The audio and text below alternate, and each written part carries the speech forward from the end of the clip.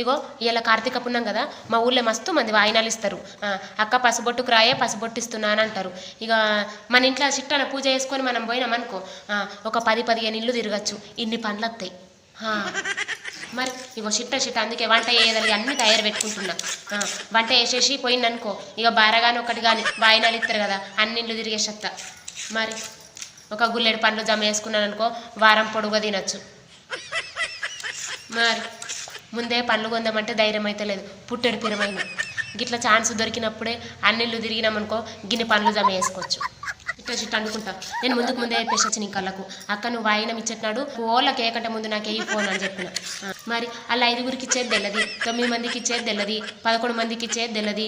ఇక ముందు నేను పోయిందనుకో ఏం కాదు, లేకపోతే లాస్ట్ అయిందనుకో ఒక 5గురు కూర్చున్నారనుకో, ఎట్లా మళ్ళీ ఒక పండు మిస్ అయిపోతా.